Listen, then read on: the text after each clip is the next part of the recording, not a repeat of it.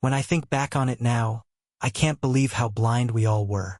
Elmwood Street was the kind of place where people left their doors unlocked, where everyone waved as they passed each other on the sidewalk. The neighborhood felt safe, like nothing bad could ever happen there. And Mr. Grayson was a big part of that feeling. He lived in the small yellow house on the corner, its lawn always perfectly trimmed, flower beds bursting with color. If you didn't know him, you'd think he belonged in a postcard, the charming older man with a warm smile and a wave for everyone. Mr. Grayson was beloved by the kids, especially. He always had a pocket full of candies, the good kind, not the cheap stuff. He'd sit on the porch, telling stories about his time in the army, or teaching kids how to carve little wooden animals with his whittling knife. Even the parents loved him.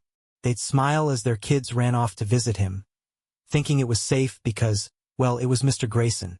At least that's what we all thought. I was one of those kids once. I used to sit on his porch, sucking on butterscotch candies while he carved little wooden dogs or birds, handing them to me with a wink.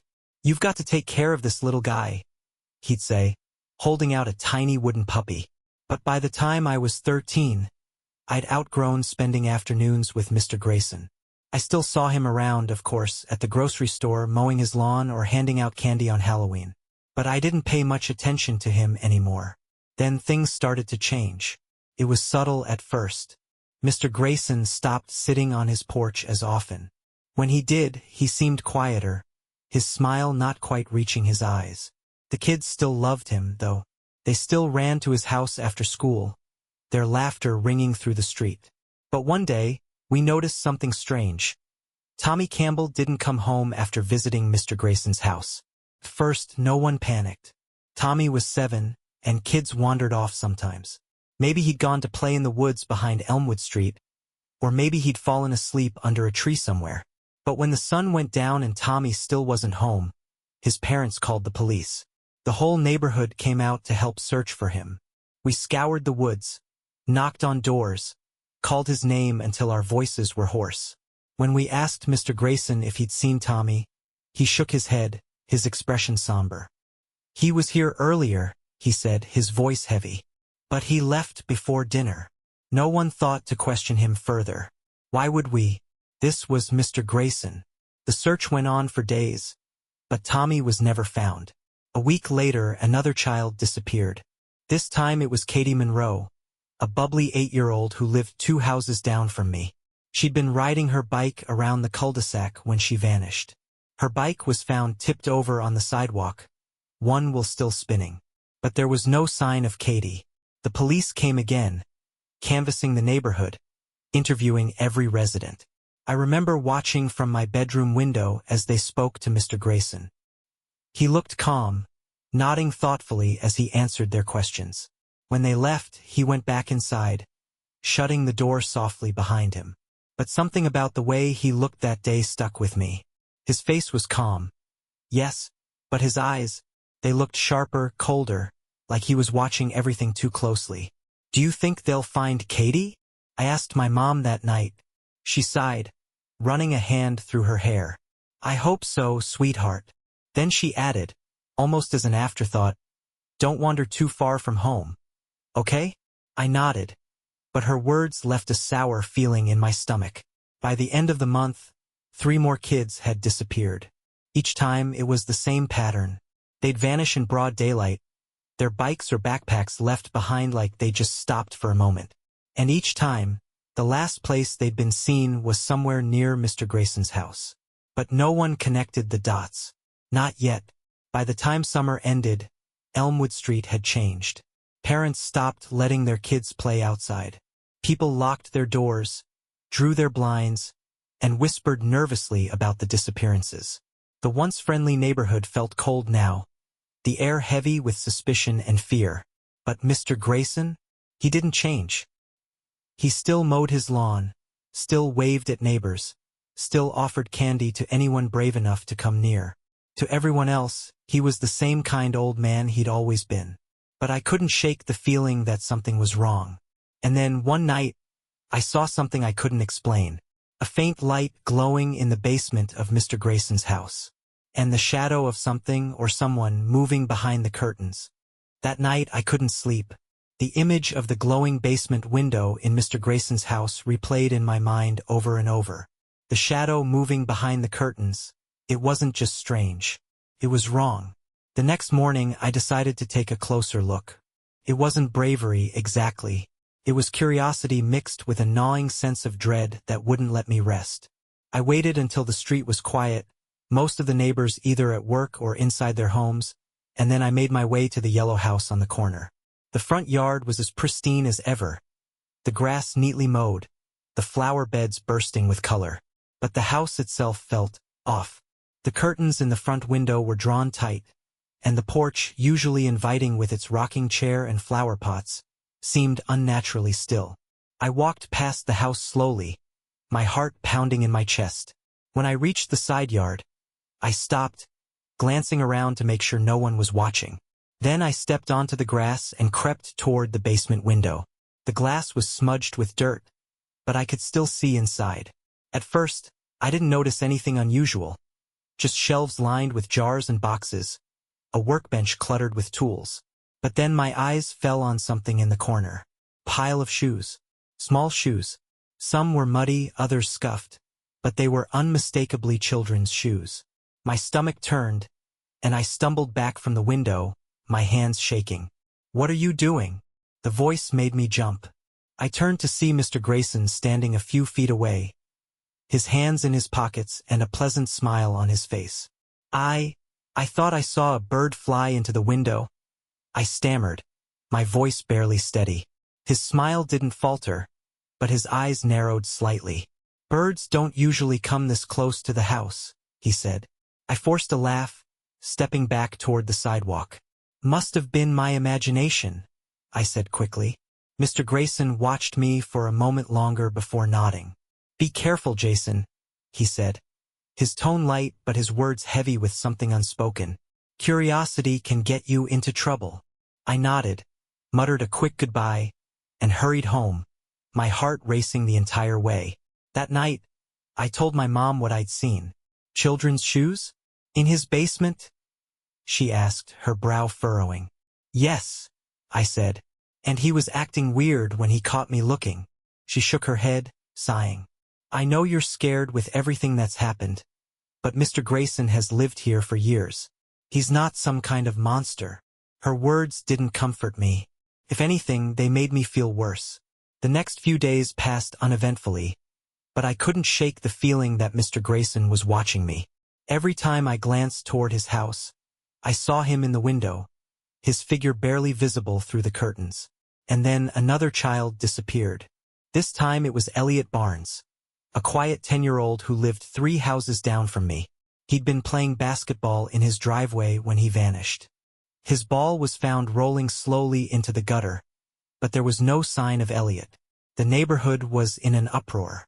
The police came again, canvassing the street, knocking on every door. When they reached Mr. Grayson's house, I watched from my bedroom window, holding my breath. He answered the door with his usual calm demeanor, chatting with the officers like they were old friends. But something was different this time. The officers didn't leave right away. Instead, they asked to come inside.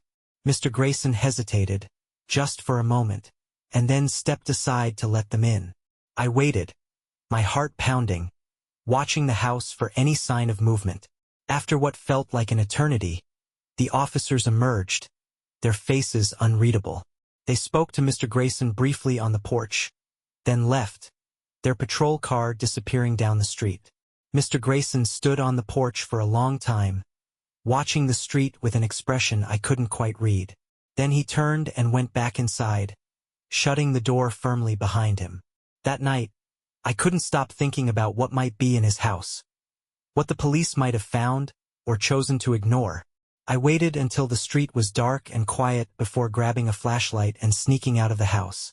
This time, I didn't stop at the basement window. I crept around to the back of Mr. Grayson's house, where a small wooden door led to the basement. The door was locked, but the frame was old and rotting. With a little force, I managed to pry it open, the wood splintering under my hand. The basement was cold and damp, the air thick with the smell of mildew and something else, something metallic. The shelves lined the walls, filled with jars of screws, bolts, and other tools. But my eyes were drawn to the far corner, where a large chest sat, its lid slightly ajar. I moved toward it slowly, every step feeling like a lifetime. When I reached the chest, I hesitated, my hands trembling as I gripped the lid. I opened it. Inside were clothes, small shirts, shoes, and jackets, all caked in mud and grime. But beneath the clothes was something worse. A photograph. It was of Mr. Grayson, smiling his familiar warm smile, surrounded by children. But the children weren't smiling. Their faces were pale, their eyes wide with fear. Before I could move, I heard a creak behind me. I turned, and there he was, standing at the top of the basement stairs, his face hidden in shadow. "You shouldn't be here, Jason," he said softly, his voice calm but laced with menace.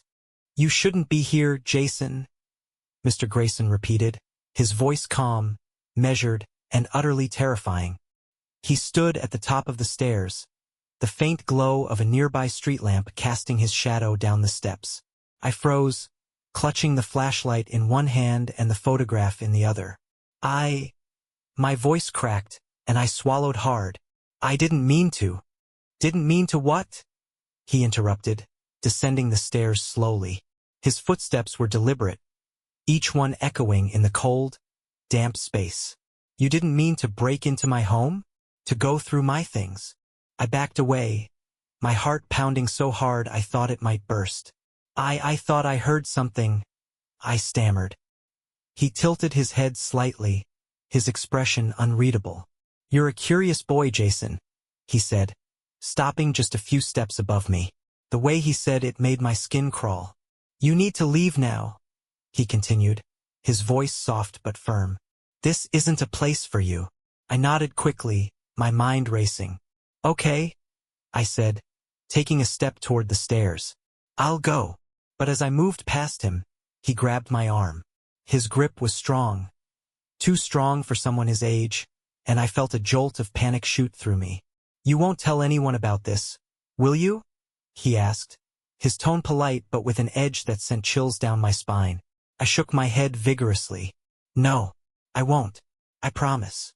His eyes bore into mine for a moment longer before he released me. "Good," he said. "Now go home." I didn't need to be told twice. I bolted up the stairs, not daring to look back, and ran all the way home, my legs shaking the entire way. When I got back, I locked every door and window in the house and sat on my bed, clutching the photograph. I couldn't stop thinking about the way Mr. Grayson had looked at me, like he knew I wouldn't be able to keep my promise. The next morning, I told my mom everything. From the shoes in the basement to the photograph, I laid it all out, hoping she'd finally believe me. But instead of alarm, her face filled with something closer to pity.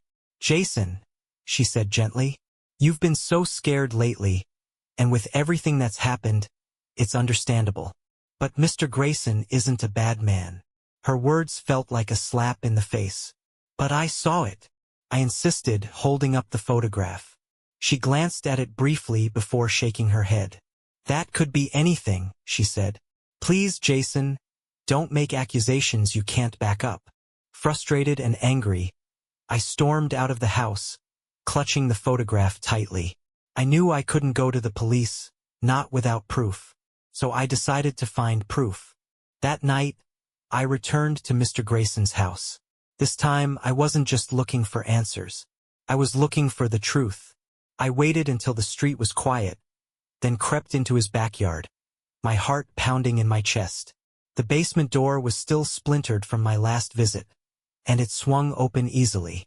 The air inside was colder than I remembered, and the metallic smell was stronger. I moved quickly, shining my flashlight over the shelves and the workbench, looking for anything I'd missed. Then I saw it. A small door in the far corner, almost hidden behind a stack of old crates. My hands shook as I pushed the crates aside, revealing the door. It was locked, but the wood was old and brittle. Using a rusted crowbar I found on the workbench, I pried it open. The door creaked loudly, revealing a narrow staircase leading down into pitch-black darkness. I hesitated, my flashlight beam shaking as I pointed it down the stairs. The smell was overwhelming now, a sickening mix of damp earth and decay. But I couldn't turn back. I descended slowly, each step creaking under my weight. At the bottom of the stairs was a small, dimly lit room. A single bulb hung from the ceiling, casting a weak yellow light over the space. And in the center of the room was a table. On the table were rows of jars, each one filled with a murky liquid. Inside the jars were small objects, bracelets, ribbons, toys, things that belonged to children. My stomach turned as I realized what I was looking at. This wasn't just a basement. This was a trophy room. I stepped closer, my flashlight catching something on the far wall. It was a bulletin board, covered in photographs. Most of the photos were of children, kids from our street smiling and happy. But some of the photos were different. They showed the same kids, but they weren't smiling anymore. Their faces were pale, their eyes wide with fear, their wrists bound with rope. I stumbled backward, my heart racing. And then I heard it, the sound of footsteps on the stairs. I turned, my flashlight beam catching Mr. Grayson as he descended. His face was calm, but his eyes were cold, calculating. "You shouldn't have come back," he said, his voice low. My breath caught in my throat as he stepped closer, his shadow falling over me. "You wanted the truth, didn't you?" he said, his lips curling into a smile. "Now you have it." I froze, the flashlight trembling in my hand as Mr. Grayson stepped closer. "You shouldn't have come back here, Jason," he said again, his voice calm yet filled with menace. My mind raced, trying to think of a way out. The narrow room offered no escape, no windows, no back doors. "What is all this?" I asked, gesturing toward the jars, the photographs, the trophies. He tilted his head slightly, as if considering how much to tell me. "This," he said, sweeping a hand toward the table, "is my collection, my life's work." "Why?" I demanded, my voice cracking. "Why would you do this?" His smile widened, but it didn't reach his eyes. "Because they were forgotten," he said simply. "Children no one noticed, no one remembered. I gave them a place in the world, a place where they'd always be seen." "That's insane," I said, my voice shaking. He chuckled softly, shaking his head.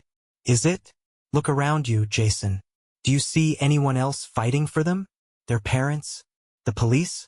No one cares until it's too late."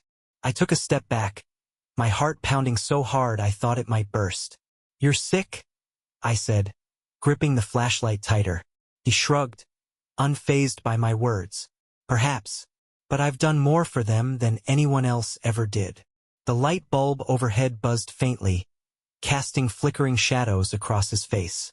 "You don't have to do this," I said, trying to keep my voice steady. "Oh, but I do," he said, stepping closer. "You've seen too much, Jason. I can't let you leave." My stomach dropped, and I realized I had no choice. I turned and bolted toward the stairs, but he was faster than I expected. He grabbed the back of my shirt, yanking me backward and sending the flashlight flying from my hand. I hit the floor hard, the wind knocked out of me. Before I could recover, he was on top of me, his hands around my neck. "You should have stayed away," he hissed, his grip tightening. I clawed at his hands, gasping for air, my vision starting to blur. Then my hand brushed against something cold and heavy on the floor, the crowbar I'd used to open the door. With the last of my strength, I swung it upward, connecting with the side of his head. He let out a grunt of pain, his grip loosening just enough for me to wriggle free. I scrambled to my feet, grabbing the crowbar with both hands as he staggered backward, blood trickling down his temple. "You little," he started, but I didn't let him finish. I swung the crowbar again, this time hitting him square in the chest. He collapsed to the floor, gasping for breath, his eyes wide with shock. I didn't wait to see if he'd get back up. I grabbed the flashlight and bolted up the stairs, slamming the basement door shut behind me.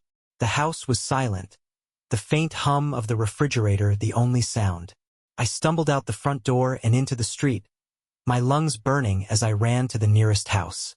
The neighbors were shocked when I banged on their door, shouting for help. Within minutes, the police arrived, their flashing lights illuminating the yellow house on the corner. I stood in the neighbor's yard, shaking as I watched them storm inside.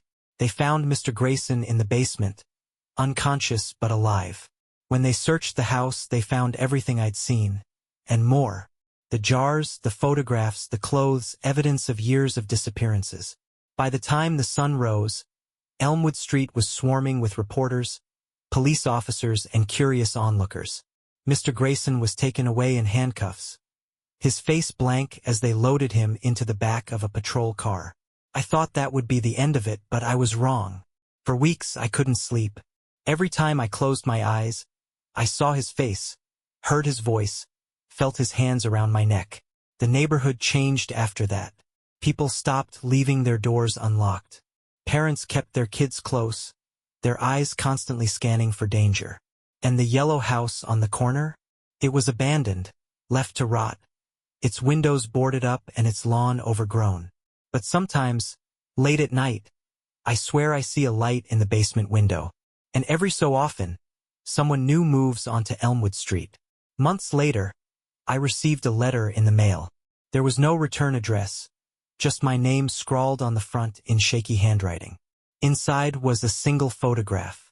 It was me, standing outside Mr. Grayson's house the night I broke in. And written on the back were 2 words, "Goodbye, Jason."